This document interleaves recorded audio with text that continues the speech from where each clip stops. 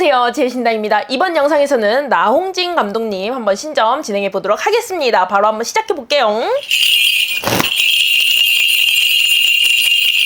불쌍하대요. 왜 그렇게 사네요. 갑이 됐다가 갑을 병정에 정이 됐다가 갑이 됐다가 정이 됐다가 아주 정신이 없대요. 사람 잡겄대요. 머리 깨지겠대요. 너 정도 튼튼하니까 이 정도 살아먹고 산다 이러니까 머리가 꽤나 아프시겠어요. 머리가 아픈 것뿐만 아니라 심정적으로 마치 롤러코스터가 아니라 이건 번지점프처럼 상하거든요. 올라갔다 떨어졌다 올라갔다 떨어졌다. 이게 상상이 과하고 내 머릿속을 내가 정리할 수 없고 정리할 수 없는 상황에서 다른 사람들이 자극을 넣고, 근데 이 자극은 다른 사람들이 생각하기에 그런 자극은 아니고 사실은 약간 본능적인 것에 가까운 나하고 다른 사람에 대한 호기심, 그리고 나하고 다른 규격의 인간에 대한 호기심, 거의 어떻게 보면 대중에 거의 가까운 그런 것에 관심이 있으면서 대중과 가장 가깝지 않은 방식으로 소비한다 그래요. 예를 들면 외모에 관심이 있어, 이런 식이에요. 그래서 관심이 없는 걸로 가기로 했어, 이렇게 해석이 돼요. 그냥 돈에 관심이 있어, 그래서 남들이 돈을 소비하는 방식으로 소비하지 않기로 했어, 이런 식으로 가요. 약간 반발심도 있는 건데, 반발심보다는 어떤 게 더 가까운 거냐면 예민하다 보니까, 과하게 예민하다 보니까 이것에 대한 해방을 선택했다 그러는 거거든요. 너무 원하면 내가 얻지 못했을 때에 대한 어떤 절망감, 슬픔, 이런 것들에 대한 감당이 안 되니까 원하지 않는 걸로 하는 거야. 근데 원하지 않는다고 해서 팔자에서 끌리는 거 뭐 어떻게 안 원하게 되겠습니까? 내가 싫어하는 부모의 모습을 끔찍하게 닮게 되고 내가 싫어하는 집안의 모습대로 늙어가겠지. 그게 내가 돈이 생기든 명성이 생기든 남들이 날 좋아하던, 정말 마법같이 20년 뒤에는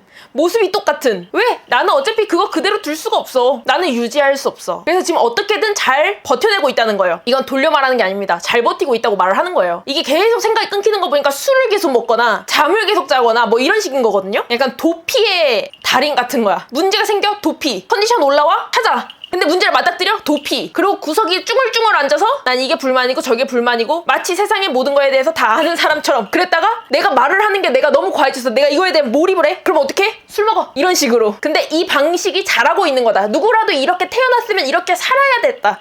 그럼 죽어? 생각이 많은데 어떡하냐고. 그것에 대해서 겪지 못한 사람은 그 정도 고통을 논할 수가 없어요. 하지만 이거는 충분히 고통스러울 만하다. 이런 사람들이 박수무당대에도 신하고 싸워서 팔자나 조집니다. 왜냐면 이 성향 자체가 결론을 안 짓거든요. 결론 짓는 것에 대한 어떤 뭐 공포 같은 게 기반에 깔려있으니까 미루는 거죠. 그래서 미뤄도 된다. 그냥 이 상황을 계속 유지하는 것에 대한 안도감을 느끼는 거예요. 예를 들어서 내가 생각을 하다가 아, 이런 것들 다 필요 없는 것 같아. 그래도 사람들이 살아가지는 것 같아. 멍청한 놈도 잘 살더라. 그런 놈들도 돈 벌고 살더라. 예를 들면 배우나 어떤 다른 감독들이 어떤 생각 없이 만든 작품물에 대해서 다른 사람들이, 대중들이 좋아하고 이랬을 때 그런 결론을 내렸으면 그 다음엔 다시 리바이벌 시키면 안 되는 거거든요. 그런 걸로 결론이 났어야 돼. 내가 그거에 대한 반증을 가져올 때까지는. 근데 거기다 대고 왜 이것을 불씨를 살리냐. 원인이 하나밖에 없는 거야. 짜증나니까. 나 기분 안 좋아. 한번 이거 물고 뜯고 싸워보자. 오늘 술도 마셨는데 뭐 이런 방식인 거예요. 가열차게 누구를 미워해볼까? 그 미워하는 게 엄청 미워하는 거였으면 사실 사람이 언급도 안 해. 애증인 거예요. 이런 거를 애증이라고 말할 수 있는 거죠. 좋아하는데 싫어하고, 싫어하는데 좋아하고, 좋아하는데 싫어하고, 싫어하는데 좋아하니까 얘기하는 거예요. 이것이 안주가 되려면 싫어하는 건 쓰레기처럼 치워버리면 돼. 생각해서 나 머리 더러워졌어, 이렇게 생각하게 돼 있죠. 근데 이것을 계속 끄집어서 계속 돌리고 행렬료처럼, 그러니까 머리가 안 그래도 시끄럽게 태어났는데 머리가 시끄러운데 지금 일조라는 성향까지 붙어가지고 그것이 살아가기에 괴롭다. 직업적인 면, 어떤 명예적인 면, 이런 것들을 차치하고. 근데 그러다 보니까 어떤 나의 직업에도 사람들을 대응할 때도 좀 극단적으로 가는 경향이 있나 봐요. 예를 들면 아주 예의 있게 대한다든지. 예의 있다는 거는 사실은 한편으로 이 사람에게는 선을 긋는다는 거랑 비슷한 거거든요. 내가 지금 책 잡힐 행동 안 했지? 그럼 됐지? 너 지금 나한테 책 잡을 수 없지? 뭐 이런 부분이 있고요. 아니면 내가 너무 좋은 사람한테는 너무 밑바닥까지 보여줘. 그럼 또 한편으로는 밥벌이랑 엮고 싶지 않은 성향이 있대요. 내가 너무 좋아하는데 이 사람이랑 밥벌이를 하면 내가 이 사람한테 안 좋은 면을 보일 수도 있고, 이 사람하고의 관계가 사적이지가 않고 어떻게 보면 제대로 추잉할 수 없는, 제대로 씹고 뜯고 맛보고 즐길 수 없는 그런 어떤 이물질이 혼합된다는 생각에 실제로 진짜 좋아하는 사람한테 쉽게 그렇게 깊게 다가가지도 못하고. 왜냐면 이게 성향 자체가 사람이 나하고 아주 다른 사람을 좋아하게 되어 있거든요. 비슷한 점이 한 방울 들어갔어도 나머지는 거의 다른 점인 거예요. 그래서 깊게 들어가면 사실 안 좋은 기억들이 많거나 내가 잘 대응하지 못해서 그랬나, 내가 아니면 내가 이 사람에게, 예를 들면 사람마다 포지셔닝이 내가 이 사람에게 후배로 보이거나 아니면 이 사람보다 어떤 명예적인 면으로 위 아래 이런 식으로 선후관계가 잡혀버리면 그 포지셔닝으로 이 사람이 대화를 끌고 가되면 내가 원하는 식의 방식의 대화를 못하게 될 수 있으니까. 하여튼 그런 점들이 이 사람을 좀 주춤하게 만들고 혼자 되게 만든다. 이 사람 눈에도 분명히 세상에는 좋은 것들이 많아 보이는데 근데 나는 모르겠는 거야. 내 가족들도 몰라 보여. 답을 찾았으면 안 그러고 있었겠지. 하여튼 결론적으로 알고 싶은 건 다른 사람들의 마음인데 왜 다른 사람들의 마음을 알고 싶냐? 내가 다르게 태어났기 때문이죠. 다르게 태어난 사람이 주류의 사랑을 받고 싶으면 주류가 좋아하는 방식을 알아야지 좋아할 수 있게 만들 수 있을 텐데 언제는 사람들이 좋아하고 언제는 사람들이 안 좋아하고 언제든 사람들이 좋아할 때는 사람들이 그냥 나라는 사람을 좋아하는 줄 알았는데 언제는 아니었어. 그래서 포기했더니 언제는 되게 좋아해. 그것도 내가 의도한 방식이 전혀 다른 방식으로. 그래서 대중을 알고 싶은 게 가장 큰 욕망이다. 그러려면 어떤 걸 먼저 깨부셔야 되냐? 내가 생각하는 게 맞다는 걸 좀 생각을 푸셔야겠죠. 내가 생각하는 게 맞으면 다른 사람 다 틀린 사람들이야. 그럼 난 틀린 사람들한테 사랑을 받아야 되니까 난 틀린 행동을 해야 되네? 와, 내가 그럼 잘나게 태어나서 우울하네? 과연 잘나게 태어난 사람은 우울할까요? 혹시 정답은 없었던 걸지도? 하여튼 이런 방면으로 어떤 이런 세계관적인 생각이 좀 더 필요하다. 근데 이게 술을 계속 먹거나 이렇게 생각이 계속 끊겨버리면 특히 짜증내는 방향으로 의도적으로 몰고 간다 그러면 여기서부터 객관성이 흐려진다는 거예요. 객관성이 흐려진 상태에서 내가 아무리 진행을 하거나 내가 아무리 골똘히 생각해와야 그것이 의미 있는 가치로서의 자료가 될 수 있냐? 이런 문제가 좀 있죠. 그래도 여태껏 이렇게 살고 있는 것이 잘했다. 이런 거는 진짜 인생 난이도가 높은 거예요. 이렇게 인생 난이도가 높은 분들이 있어요. 그냥 내가 정상주행하고 예를 들어서 학교에서 배우는 어떤 보통의 교육과정들이 있잖아요. 그런 것들이 다른 사람들에겐 도움이 돼. 근데 이런 사람들에게는 도움이 안 되고 나는 인생 살기가 너무 어려워. 남들 살던 대로 살려고 하니까 사람 잡겠어. 이런 경우들이 있다고요. 약간 바다에 사는 유일한 포유류 고래 같은 느낌인 거예요. 크다 세다 뭐 이런 느낌이라기보다는 그냥 좀 규격이 다르게 난 거지. 그런다고 해서 사람들이 잘한다 이렇게 할 것도 아니고 사람들은 튀는 걸 싫어하거든. 예를 들어서 내가 보이지 않는 사람들한테 칭찬을 받는다 하더라도 내 주변 사람들이 나를 사랑해야지만 내가 사랑받는다고 느끼기 마련이거든요. 하지만 이 살고자 하는 의지 박수 받을 만하다 이렇게까지 나오는 건 거의 극찬입니다.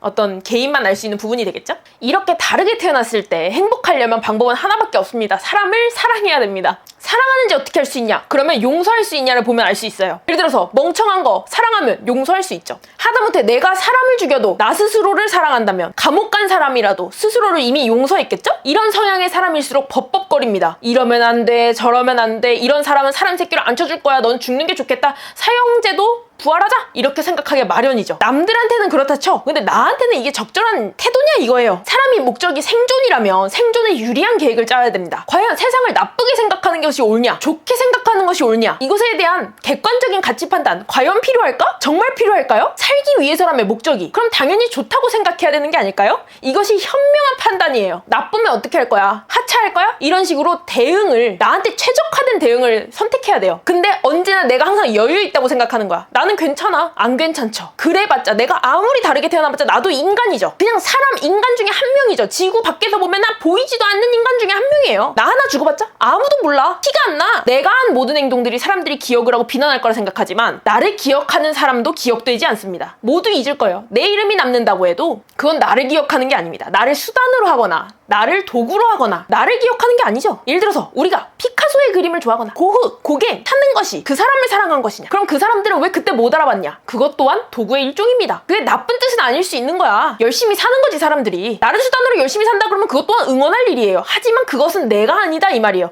내가 가질 수 있는 유일한 정체성은 내가 느끼는 행복밖에 없죠. 사람이 행복하려면 수단이 하나밖에 없습니다. 사랑하는 것. 사랑받는 것도 아니에요. 독립시행이라고 생각해야 되는 거죠. 사랑받는 것은 내가 통제할 수 없잖아. 그런 변인을 나의 행복에 왜 넣어? 하지만 사랑하는 건 내가 마음대로 사랑할 수 있죠. 예를 들어서 그것이 남의 피해를 초래하지 않는다면 그것은 무한대로 확장해야 내가 인생을 적극적으로 살 수 있다고 볼 수 있는 겁니다. 욕심이 많은 사람일수록 그리고 그것도 똑똑한 사람일수록 내가 학창시절에 내가 무언가를 해내본 적이 있는 예를 들면 내가 등수가 높아본 적이 있는 내가 노력하지 않았는데 사람들이 고평가를 한 적이 있는 이런 기쁨을 누린 사람들 예를 들어서 내가 특히 예술업계는 이런 쪽이 많은데 내가 그냥 글을 썼어. 근데 사람들이 보고서 막 감명을 받는 거야. 이런 사람들 어렸을 때부터 시대회, 독후감대회 이런 거 안 보고도 그냥 써내요. 일필휘지로 써내. 사람들이 좋아하는 스토리라는 걸 알아. 무감정하게 써냅니다. 하지만 상을 타. 사람들이 좋아한다는 걸 알아. 난 이걸 잘한다는 걸 알아. 잘하는 것이 이 사람들 입장에서는 나에겐 권위가 되는 거예요. 자격이 되고 불안하지 않게 하고 그럼 언제나 이런 프로의 세계에 왔을 때 사람들이 날 좋아해야 될 것 같은데 그것이 내 맘대로 되지 않으면 짜증날 수 있죠. 직업적인 면이 아니어도 예를 들어서 내가 옷을 입어도 사람들이 좋아해야 될 것 같은데 예를 들어서 나는 막 히피의 옷을 좋아해. 이 자유로움을 봐. 아름답지? 그랬는데 막 사람들이 그러는 너 왜 이렇게 걸뱅이처럼 입고 다녀? 이렇게 하면 아주 섭섭하지. 예를 들어서 언제는 내가